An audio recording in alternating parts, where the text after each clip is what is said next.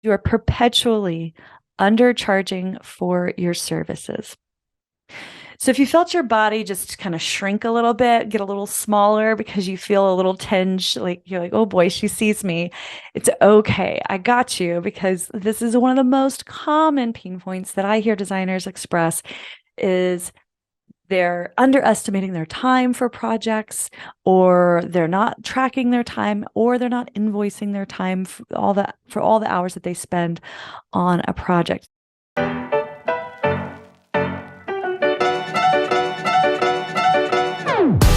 Welcome to the Designer's Oasis podcast. I'm your host, Kate Bendewald, interior designer, mama, and CEO of a thriving interior design business built on authentic word-of-mouth referrals. It wasn't that long ago that I stepped away from my corporate architecture job to build my own dream, one that would allow me more time with the people that I love, the ability to serve my clients at the highest level, and to make a great living. It wasn't always easy, and I've made my share of mistakes along the way. Fast forward to today, and I've learned a thing or two. This podcast is for you, the inspired, creative, ambitious, and let's admit it, occasionally overwhelmed interior designer who shares this dream of transforming lives by transforming homes. Join me and my guest each week as we walk through practical ways to build an interior design business you love and helps you transform your clients' lives. You can do this. Thank you for letting me spend part of this day with you. Let's get to it.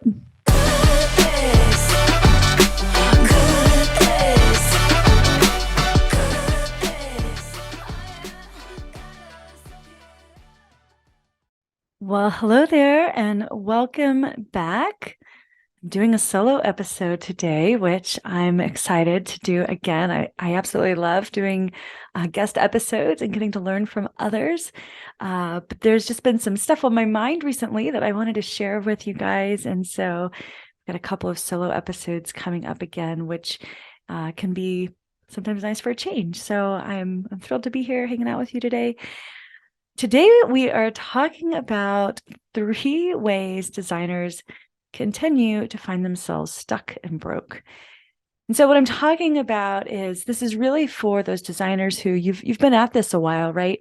You've been in business at least a year, maybe a couple of years, but you continue to find yourself in this place where you can't quite reach that next level, right? You feel like you're constantly working, you're constantly hustling, you're busy, right? But the work doesn't feel like it's paying off. It still feels like maybe your expenses are rising at the same rates that your income is happening. And so there's just something going on that's keeping you kind of stuck at this one level. And so having worked with designers for years now, hundreds of designers, I've started to notice a couple of habits that I see continuing to happen over and over again. But also these are all things that I too have experienced myself in those early days and early years of being my own boss, right? If you are new here, just a little backstory is that I showed up to my business with no business background. I had a degree in interior design, I had experience, but I didn't know the first thing about running a business. And so I had to learn a lot of things the hard way. A lot of it came through experience. A lot of it came through education. Some of it came with working with coaches, but it's taken some time. But I finally was able to kind of get into this groove where things started to all click and work and make sense. Does that mean that everything was easy? Of course not. That wouldn't be real life. But I did feel the sense that it was all worth it, right? That I had something to show for it. And there was, revenue that I was really proud of. But as I mentioned, it didn't come without learning a lot of things the hard way. And so I wanted to share with you 3 of the most common ways that I see designers continuing to stay in this perpetual place of just feeling stuck and broke from a revenue perspective, right? So we're gonna dive into it. I want to be clear that when you listen to today's episode, if you start to see yourself in some of these things, I want to remind you that I'm not saying these things because I don't want you to walk away feeling bad or inadequate. What I want you to walk away from this is, number one, feeling like you're not alone, right? I'm saying these because other designers have expressed these too, and I myself have experienced them. So number one, you're not alone. Um, but also, when we start to become aware of some of the habits that we fall into and the mindset traps that we fall into that are keeping us back, that are holding us back from that next level, that's when you can really start to address it and be tuned in. So if you're unaware of it, there's nothing you can really do about it because you don't even know what problem it is you're trying to solve. So I don't want you to walk away today feeling uninspired or inadequate. I want you to walk away with hopefully some clarity. You may see yourself doing one or all of these, but my goal at the end of the day is for you to draw awareness to it and start to think about some ways that you can move the needle a little bit. And I'll talk about some specific ways as we go through these three ways specifically that can sort of help you move the needle a little bit. All right. So the first way that I see designers continuing to stay stuck and broke is they're constantly leaving money on the table. Now, leaving money on the table is kind of a broad term. The way that you leave money on the table could show up a number of different ways. For example, not leveraging change orders or ad services. So let's say that you are working with a client and they kind of sneak something into, we call it scope creep, right? When that scope creep happens, sometimes it feels like, oh, that's just a little thing. I can help my client with that, even though that wasn't a part of the original scope of work. It's very easy when you charge hourly to handle those small asks with ease. But hourly isn't always the best way to charge. Sometimes flat fee is the best way for the project or for the way you work. Sometimes hybrid, which I'm a big fan of, is the best way to charge. And so with hybrid, you're charging a flat fee for design and then move into hourly for implementation. I can link to some past episodes where I talk more about that. But let's say you're working on a project that's flat fee and you've got a client that comes to you and maybe unknowingly, sort of asks for one little thing that feels like it's a simple thing to add on or to squeeze in, right? Or maybe it's kind of unclear where, whether that falls. First of all, it needs to be really clear in your scope of work what's included and what's not. That's for another story. But if there's something, even if it's a small thing, it's really important to have a conversation with your client about that and to use change orders or ad services. So, and a change order is something that you're already working on, right? If something that you're already working on shifts or changes and it requires additional work because of a change that the client requested, that's a change order. But an ad service is when they're asking for something that wasn't in the original scope and you need to add it. And so usually that's just a quick, small proposal that says this is what you're asking for and this would be the additional fee for that because it's outside of the original scope of work. And so that is one way that designers often leave money on the table, is because they think, oh, it's just a small thing. The problem with that often is that a small thing may seem small, but if anything goes wrong or if any, whatever additional conversations or meetings may come out of that, it may seem small, but even the smallest things can quickly snowball. And it's very, very difficult to unwind that and to backtrack and say, wait a second, I've been doing all this work for free. I didn't charge you from the beginning. It's almost impossible to rein that back in. So if you're unclear how long something will take, if it's a small sort of like, if you need to investigate, well, what would it take to kind of do this as well? Maybe you charge your client a small fee just to do some investigative work to see what it would take. And then if it becomes a bigger thing, then there's a different proposal. So the goal is to always be on the lookout for scope creep and taking the minute to pause and say, what is this actually going to cost me in terms of time? And what do I need to do to address this? And typically that might be a change order or an ad service that you would send to your client and work out from there. The other way that I see designers leaving money on the table is not doing value-based proposals, meaning your client comes to you and they're only asking you for a certain thing. Let's say they want design only, and that's what they've asked you for. A value-based proposal, even though your client is only asking for design only, a value-based proposal is actually going to give them a proposal that gives them more options than that. So a typical value-based proposal might be, it's like good, better, best, really. And so the way I structure mine is the good level is concept design, better is everything through design development, and best is everything through implementation. So even though the client is only asking for design only, by giving them this option with a higher level of service through implementation, full service, we're doing purchasing and all of that, by seeing what's included in that and what is possible, they may get that proposal and think to themselves, gosh, you know what, this may be the time for us to go ahead and just commit to this because we're going to get the best possible rate with our designer, first of all. But are we really up for doing all of this work? And so a value-based proposal gives your client options beyond what they just ask for.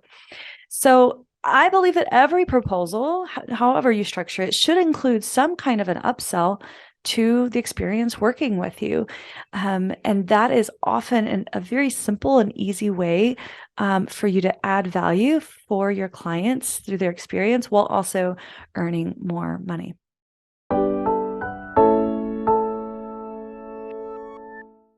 Hey, designer, are you tired of wasting precious time with prospective clients who are not a right fit? Do you experience imposter syndrome because you know the back end of your business is kind of a hot mess? Perhaps you're experiencing growing pains and you don't have the tools, resources, or team to support you. I get it. I've been there. As an ambitious interior design business owner myself, I know the roller coaster ride this can be. Over the years, I've learned a thing or two about running a profitable word of mouth design business, and I want to help you find success too.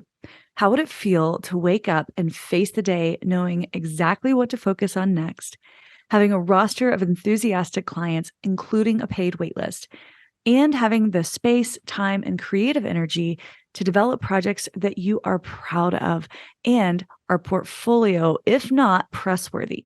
I want to invite you to learn more about the Interior Designer's Business Blueprint, a business coaching program designed exclusively for interior designers who want to serve their clients at the highest level while making good money, but without the burnout and overwhelm. If you're ready to get off the roller coaster, you don't have to do it alone. Join me inside the Interior Designer's Business Blueprint and get the tools, teaching, and community you need to pave the way for an interior design business your clients love and you are proud of. To learn more, grab the link on your audio player or head to designersoasis.com/blueprint. That's designersoasis.com/blueprint.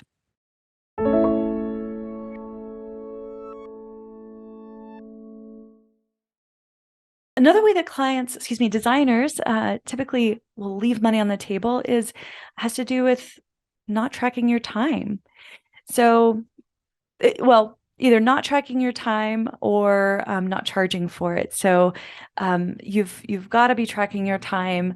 I hear a lot of pushback from designers saying, "Well, I do flat fee, so I don't need to track my time," or I don't need to track my time because I'm doing flat fee. But the truth is, it doesn't matter how you charge for your services. The difference between an interior design business owner and an interior design enthusiast is one that tracks their time. You need to know how much time you're taking to do these projects and making sure that you're charging your clients for that time. Especially in implementation. Let's say you're in the hourly phase of your work, or even if you charge hourly for your whole project.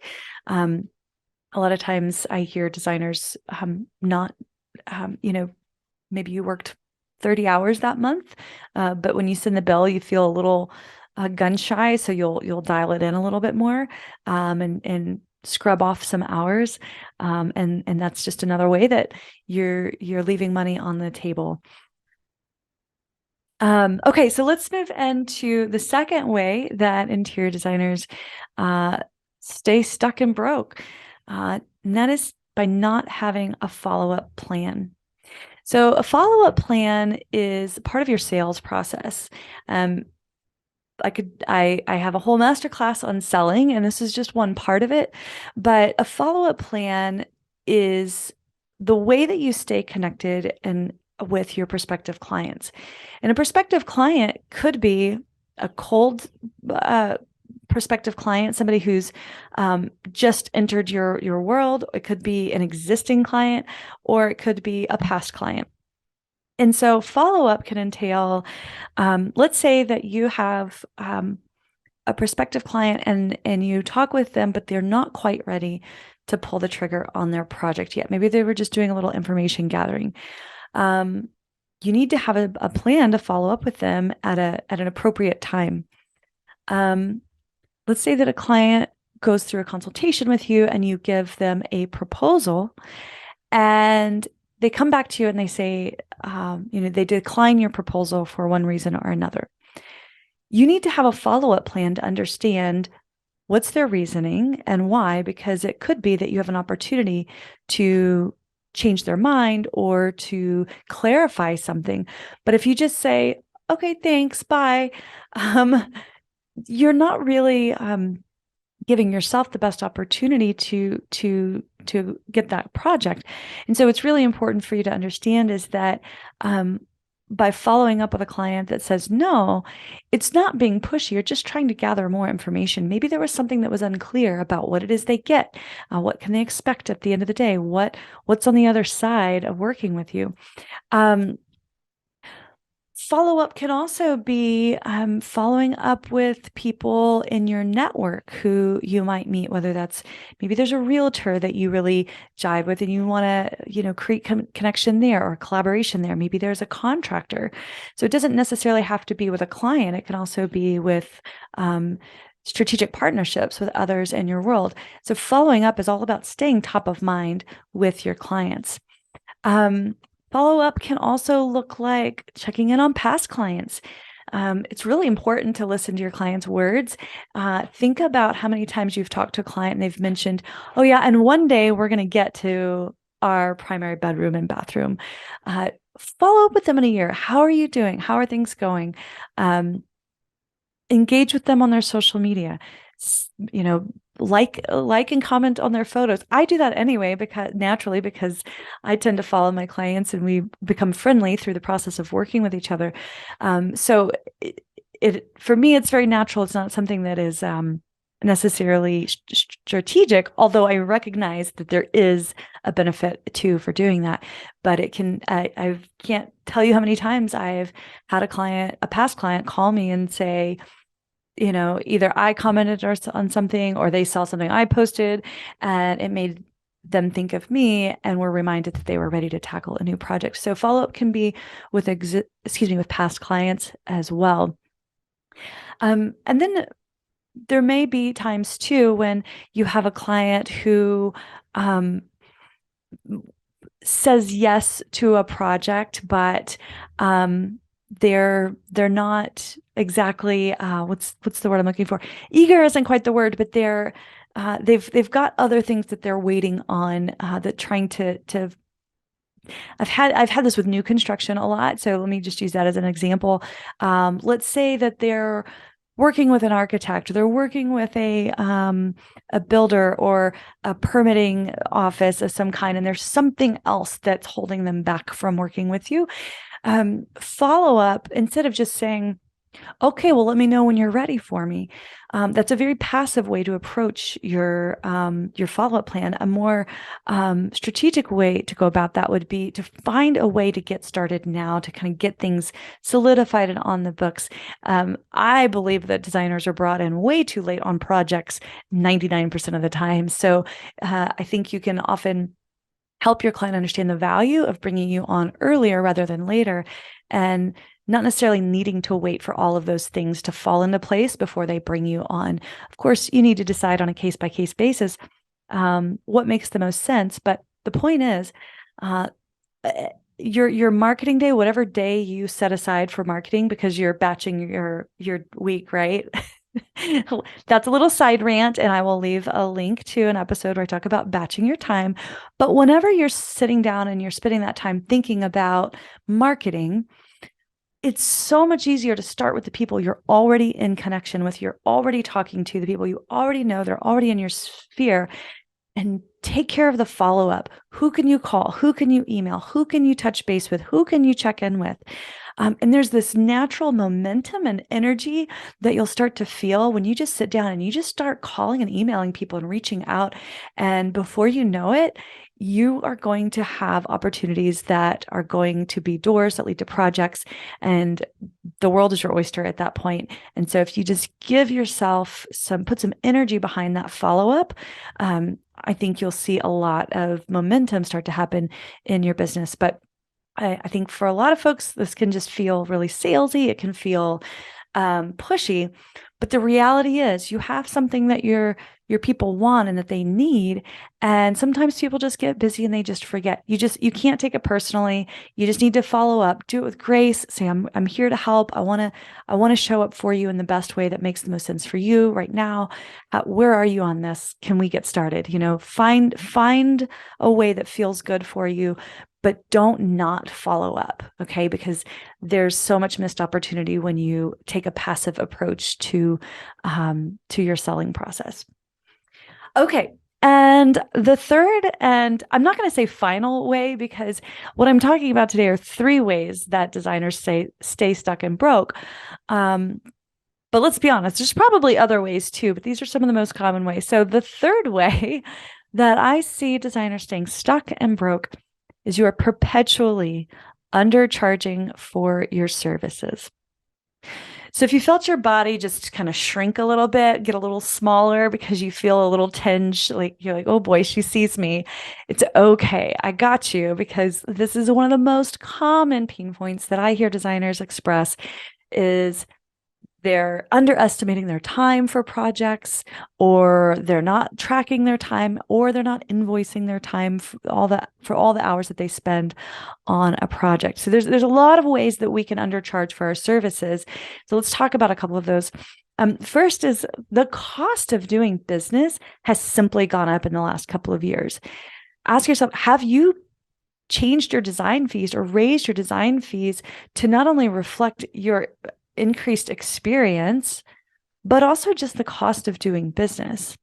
Okay, so if you are not charging enough for your projects because your design fees are too low, I want you to reconsider what would be an appropriate design fee for you to charge at this point in your career, at this point in running your business, and at this point in history where just the cost of goods have increased.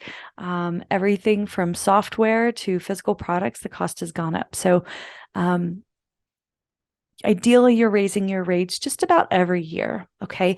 And a good time to do that. I mean, really, if you haven't done it in a while, any time of the year is great. A lot of designers typically will do this once a year at the beginning of the year. And I believe I have an episode about raising your rates. If not, it's a blog post. But anyway, I've got lots of past blog posts and podcast episodes related to what I'm talking about today. So we'll make sure to include those in the show notes for you. So yeah, so are your design fees ready to increase? Another one that I mentioned was maybe you're estimating your fees for proposal based on how much time a project would take. But then you look at that number and you think for a second, gosh, I think they're going to scoff at this number. This number feels too high, right? So you do the back of napkin math, however you do it, right? I mean, I have my own biases on how I think you should be calculating your design fees. But however you come up with your design fees, if you do that back of the napkin math and you think to yourself, I think I'm going to lose the job if I send the proposal out at this rate, I want you to get real honest and ask yourself, is this a limiting belief that I have that I'm going to lose out on this job because I'm sending a proposal that's based in reality? Okay. Now, am I saying that there's never a place and time to strategically change your pricing just a bit in order to get a job? I'm not saying that. I do think that very, very, very rarely, but sometimes there might be a strategic case for wanting to do that. But not at the sake of losing your shirt on a project, right? That's not what I'm saying here. So it has to be strategic. But my point is, I talk to a lot of designers who they put together a proposal and they do the calculations and they get their, they have their rate there and they just feel uncomfortable sending that out. Well, the reality is that that's a mismatch between your ideal client and your design fees. If your costs are what they are and a client is unwilling to pay that, then that's a conversation you need to have with yourself about aligning yourself with the right kind of clients that are going to value every minute that you spend on their project and are willing to pay for it. Okay. Another thing that I hear too is, oh, well, I'm not going to name, there's certain careers that we associate with, people being underpaid. But let's just say, oh, there are such and such career, they can't afford my services. It is not your job to understand or to know or to even think what somebody can or cannot afford. That is not your business. It is only your client's decision of making ability to know what they can afford. Okay. So look, I've been there before. I've thought to myself, this person is in this field. I don't know if they're going to be able to afford this. And I had to remind myself, it's not my business. It is, my costs are what they are. My fees are what they are, period. And so I want you to remind yourself, it's not your job to know what they can afford or not. It's just your job to give them a proposal that's based in reality, that's going to give them the services that they need, that's going to help them achieve their goals. And then the last thing, and I actually hit on this in the first one, but I'm going to mention it again because it's so common, and that comes back to time tracking. You're undercharging for your services if you're getting you're doing your hourly reports. You're running your hourly reports at the end of the month and saying, oh, we spent this many hours on this project times this much dollars. This is what they owe, and thinking to yourself, eek, that feels too high. I don't want to send that. And so you scrub off some time or you scrub off some dollars, whatever the case may be, so that you can send out an invoice that feels a little bit more palatable. I want you to get comfortable with just charging for your time. If a client comes back to you and says, whoa, what happened here? This is a lot more than I was expecting. At that point, then you can have a conversation. But as long as you're tracking your time and you can account for what you're working on, you can show this is what we did for all of these hours. Then you should be able to send that proposal out with confidence, because you know that everything that you have done, and now you need to be able to answer this honestly for yourself. You need to be able to say, is every single hour that I spent on this project working for this client, was it required to get them the results that they were looking for, right?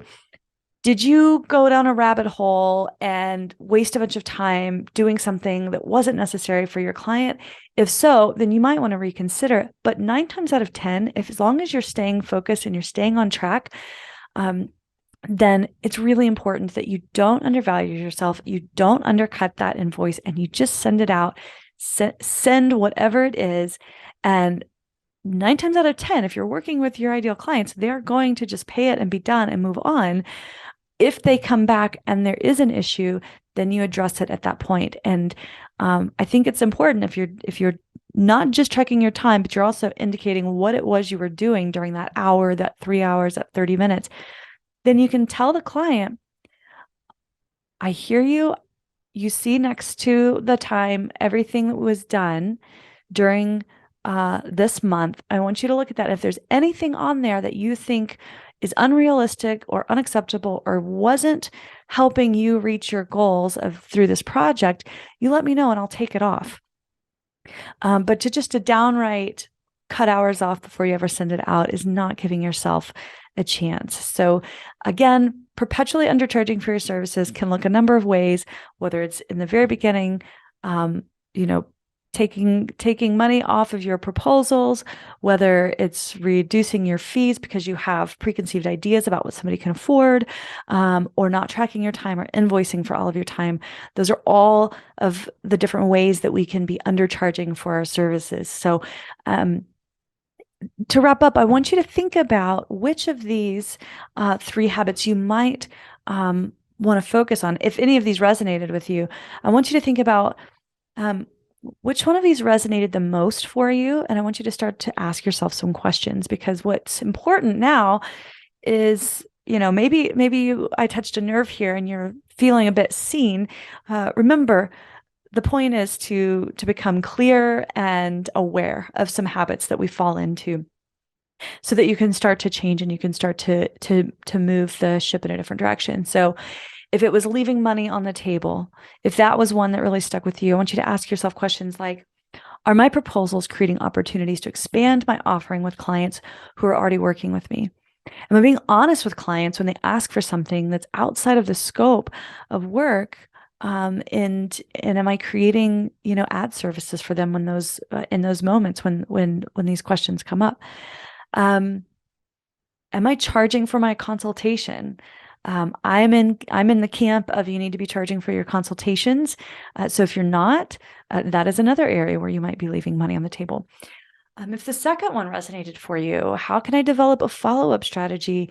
I want you to ask yourself, how can I create a follow-up strategy that's built into my process? So follow-up, for me, it's on my marketing day where I'm sitting down and I'm putting together proposals, I'm doing social media, I'm reaching out to people. Have a list of people that you need to follow up with, whether that's clients or whether that are folks that are strategic partners.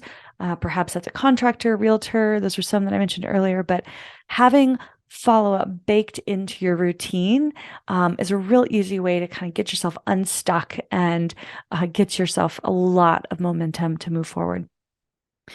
And then the third one is, ask yourself, what do I need to change so that I can stop undercharging for my services? Okay. So if any of these resonate with you, I want you to ask yourself those questions, but also I want to encourage you to check out the Interior Designer's Business Blueprint. So this is my program. It's a 1-year coaching program, and inside it, you'll learn specific strategies to address each of these that we've talked about today. I'll teach you how to create better proposals. I'll help you develop a follow-up plan. And I provide you with tools like the CEO dashboard, which is a one-of-a-kind tool that helps you to get clear on how much revenue you need to earn to run your business and support yourself for the lifestyle that you want, alongside looking at things like your capacity for projects and understanding your conversion rates. So that is all in the CEO dashboard, which is part of the Interior Designer's Business Blueprint. So if you want to learn more about that, head over to designersoasis.com/blueprint. I hope you enjoyed today's episode. And I want you to remember, all of this is just about creating awareness, because awareness is the first place for change. And just pick one of these things. If they all 3 resonated with you, pick the one that feels the most challenging and go for that one first. And I promise you will start to see momentum so that you can stop feeling stuck and broke in your interior design business. All right. I love you, friends. Thank you so much for hanging out with me today. I'll see you next week. Bye for now.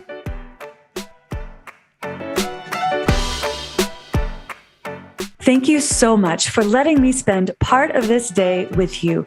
If you're loving this podcast, please share it with a friend who you think might also love it.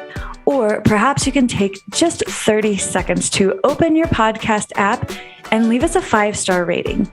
And if you have just an extra minute, go ahead and leave a review. This helps me so much, and it helps other designers like you to find the podcast. It also adds fuel to my motivation to keep making great episodes just for you. However you choose to help, please know I appreciate you so very much. Thank you, my friend. Have a wonderful rest of your day, and I'll see you next time.